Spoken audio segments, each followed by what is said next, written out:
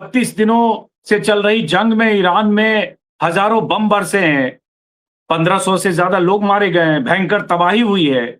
और अब अमेरिका से जिस तरह से फौजों की रवानगी हो रही है, युद्धपोतों की रवानगी हो रही है, वेस्ट एशिया में जिस तरह से तैनाती हो रही है मरीन्स और पैराट्रूपर्स की, और साथ में अगर ये इस तरह की बात ट्रंप कह रहे हैं कि 2 हफ्ते के भीतर या 2 हफ्ते बाद बड़ा हमला होगा, तो इसका मतलब अमेरिका इस जंग से बाहर नहीं जा रहा है, जीत के एक तरफा ऐलान के साथ किसी बड़ी लड़ाई की तैयारी भी कर रहा है या कहीं बड़ी चढ़ाई की तैयारी कर रहा है। देखिए अंजुम जी, जो डेटा और स्टैटिस्टिक्स हमारे सामने है उससे बिल्कुल क्लियर है कि अमेरिका की मिलिट्री की पोजीशन इस वक्त क्या है।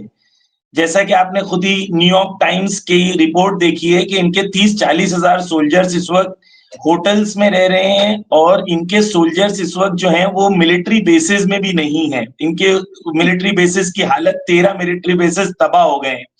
तो अगर आपके 40 हजार सोल्जर्स कुछ नहीं कर पाए तो 15-10 हजार सोल्जर्स आप नए लाके क्या कर लोगे।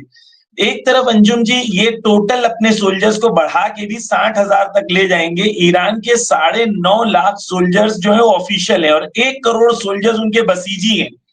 तो कहां पर तुलना की जा सकती है कि ये जमीन पर आएंगे।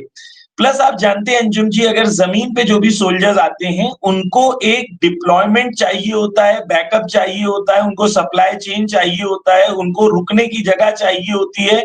अगर जमीन पर आते हैं इनके सोल्जर्स तो सिवाय सुइसाइड एम्बिशंस के, तमाम मिलिट्री एक्सपर्ट्स कह रहे हैं दुनिया में सिवाय सुइसाइड के या किल बॉक्स के इनके पास कोई ऑप्शन नहीं है। लेकिन क्योंकि ये फ्रस्ट्रेटेड है, डेस्परेट है, कोई इनके मिलिट्री ऑब्जेक्टिव्स पूरे नहीं हो रहे हैं, तो शायद ये करें, अपने सोल्जर्स को मरवाएं और बंधक भी बनेंगे इनके सोल्जर्स, प्रिजनर्स ऑफ वॉर भी बनेंगे। लेकिन ये सब करेंगे ताकि अमेरिका में पब्लिक ओपिनियन को वॉर के फेवर में कराया जाए।